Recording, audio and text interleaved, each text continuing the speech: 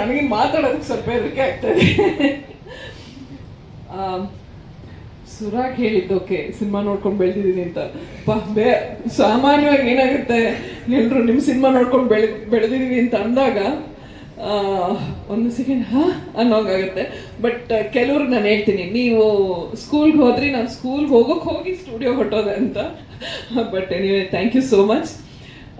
ಮೊದಲನೇದಾಗಿ ಚಿತ್ರತಂಡದ ಬಗ್ಗೆ ಹೇಳಬೇಕು ಅಂದರೆ, ಪ್ರತಿಯೊಂದು ಡಿಪಾರ್ಟ್ಮೆಂಟಲ್ಲೂ ಎಲ್ಲರೂ ಎಕ್ಸ್ಟ್ರೀಮ್ಲಿ ಟ್ಯಾಲೆಂಟೆಡ್, ಡೆಡಿಕೇಟೆಡ್. ಆಮೇಲೆ ಅವ್ರಿಗೆ ಅವ್ರ ಕ್ರಾಫ್ಟ್ ಬಗ್ಗೆ ಇರುವಂಥ ಒಂದು ಶ್ರದ್ಧೆ ಆಗಿರ್ಬೋದು, ನಿಷ್ಠೆ ಆಗಿರ್ಬೋದು, ಆಮೇಲೆ ಅದನ್ನು 100% ಅದ್ರ ಬಗ್ಗೆ ಪ್ರತಿಯೊಂದು ತಿಳ್ಕೊಂಡು ಈ ಸಿನಿಮಾದಲ್ಲಿ ಕೆಲಸ ಮಾಡಿದ್ದಾರೆ.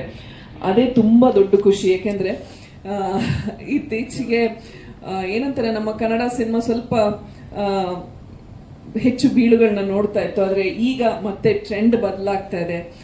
ಕನ್ನಡ ಸಿನಿಮಾಗಳು ಮತ್ತೆ ಚೆನ್ನಾಗಿ ಪ್ರೇಕ್ಷಕರು ಒಲವು ತೋರಿಸಿದ್ದಾರೆ, ಚೆನ್ನಾಗಿ ನಡೀತಾ ಇದೆ. ಅದು ತುಂಬ ದೊಡ್ಡ ಖುಷಿ. ಏಕೆಂದರೆ ಕನ್ನಡ ಸಿನಿಮಾ, ನಾನು ಹಿಂದೆ ಯಾವುದೋ ಒಂದು ಕಾರ್ಯಕ್ರಮದಲ್ಲೂ ಹೇಳಿದ್ದೆ, ಮತ್ತೆ ಕನ್ನಡ ಸಿನಿಮಾಗೆ ಅದೇ ಮೆರುಗು, ಅದೇ ವೈಭವ, ಅದೇ ಯಶಸ್ಸು ಬರಬೇಕು ಅಂತ. ಸೊ ಅದಕ್ಕೆ ಇವಾಗ ಬರ್ತಾ ಇರುವಂಥ ಚಿತ್ರಗಳು ಆ ಜರ್ನಿನ ಮತ್ತೆ ಕಂಟಿನ್ಯೂ ಮಾಡುತ್ತೆ ಅನ್ನೋ ನಂಬಿಕೆ ಇದೆ. ಆ್ಯಂಡ್ ನಿದ್ರಾದೇವಿ ಬಗ್ಗೆ ಹೇಳೋದಾದರೆ,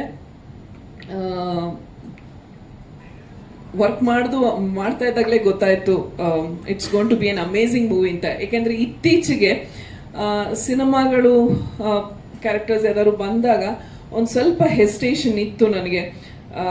ಅಯ್ಯೋ, ಸಾಮಾನ್ಯವಾಗಿ ಜನರಲ್ ಆಗಿ, with no offence meant to anyone, ಏನಾಗೋದು, ಪಾತ್ರ ಒಂದಿರ್ತಿತ್ತು, ಅದು ಪಿಕ್ಚರೈಸ್ ಆದಾಗ ಬೇರೆ ಥರ ಆಗ್ತಾ ಇತ್ತು, ಅಥವಾ ಫೈನಲ್ ಎಡಿಟಿಂಗಲ್ಲಿ ಇನ್ನೇನೇನೋ ಆಗೋಗ್ತಾ ಇತ್ತು. ಸೊ ನೋಡಿದಾಗ ತುಂಬ ಡಿಸಪಾಯಿಂಟ್ ಆಗೋದು, ಅಯ್ಯೋ ಪಾತ್ರ ಹಿಂಗೆ ಹೇಳಿದ್ರಲ್ವಾ, ಇದು ಯಾಕೆ ಈ ಥರ ಬಂದಿದೆ ಅಂತ. ಸೊ ಆ ಥರ ಒಂದು ಸಿಚುವೇಶನಲ್ಲಿ ಇದ್ದಾಗ ಸುರಾಗ್ ಅವ್ರು ಅಪ್ರೋಚ್ ಮಾಡಿದಾಗ ಒಂದು ಚೂರಲ್ಲ ಸುಮಾರು ಡೌಟ್ಗಳಿತ್ತು, ಇದು ಮತ್ತೆ ಅದೇ ಥರ ಆಗತ್ತಾ ಅಂತ. ಬಟ್ ಅವ್ರು ಬಂದು ಕತೆ ಪೂರ್ತಿ ಹೇಳಿದಾಗ ಐ ವಾಸ್ ರಿಯಲಿ ಇಂಪ್ರೆಸ್ಡ್. ಏಕೆಂದರೆ ನಿಜವಾಗ್ಲೂ ತುಂಬ ವಿಭಿನ್ನವಾಗಿದೆ ಕತೆ. ಆ್ಯಂಡ್ ಅವ್ರು ಅದಕ್ಕೆ ಕೊಟ್ಟಿರುವಂಥ ಟ್ರೀಟ್ಮೆಂಟು ಅಷ್ಟೇ, ಅವ್ರ ಸ್ಕ್ರೀನ್ ಪ್ಲೇ ಇರ್ಬೋದು, ಅಥವಾ ಆ ಮೇಕಿಂಗ್ ವೈಸಲ್ಲಿ ಹೇಗೆ ಮಾಡಬೇಕು ಅಂತ ಅಂದ್ಕೊಂಡಿದ್ರು, ಅದೆಲ್ಲ ಹೇಳಿದಾಗ ತುಂಬಾ ಇಂಪ್ರೆಸ್ ಆಯಿತು. ಆವಾಗ ಓಕೆ, ಪರವಾಗಿಲ್ಲ, ಏನಂತಾರೆ, ಸ್ಕ್ರೀನ್ ಟೈಮ್ ಜಾಸ್ತಿ ಇಲ್ಲದಿದ್ರು it's a very very important character. And ಅದನ್ನು ತೋರಿಸಿರೋ ರೀತಿನೂ ಅಷ್ಟೇ ತುಂಬ ಚೆನ್ನಾಗಿ ಪೋರ್ಟ್ರೇ ಮಾಡಿದ್ದಾರೆ. ಆ್ಯಂಡ್ ನಾನು ಪ್ರೊಡ್ಯೂಸರ್ ಜಯರಾಮ್ ಅವ್ರಿಗಾಗಲಿ, ಇಡೀ ತಂಡಕ್ಕೆ, I mean all the technicians ತುಂಬಾ ಸಪೋರ್ಟಿವ್ ಆಗಿದ್ರು.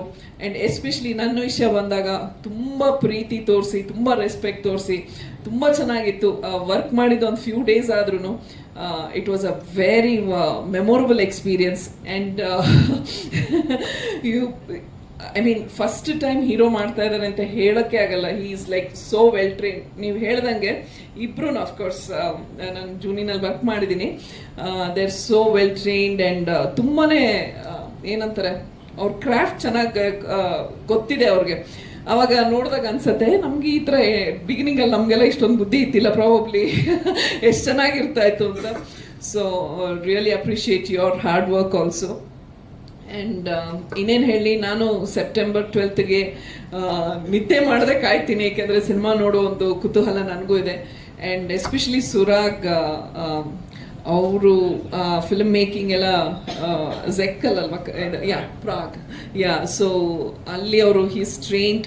ಆ್ಯಂಡ್ ವಾಪಸ್ ಇಲ್ಲಿ ಬಂದು ಕನ್ನಡ ಸಿನಿಮಾ ಒಂದು ತುಂಬಾ ನಾನು ಹೇಳಿದಂಗೆ ವಿಭಿನ್ನವಾದ ಕತೆ, ಅದನ್ನು ಅಷ್ಟೇ ಚೆನ್ನಾಗಿ ಪೋರ್ಟ್ರೇ ಮಾಡಿದ್ದಾರೆ, ಅದನ್ನು ಕನ್ವೆ ಮಾಡಿದ್ದಾರೆ, ಅದು ತುಂಬ ಇಂಪಾರ್ಟೆಂಟ್.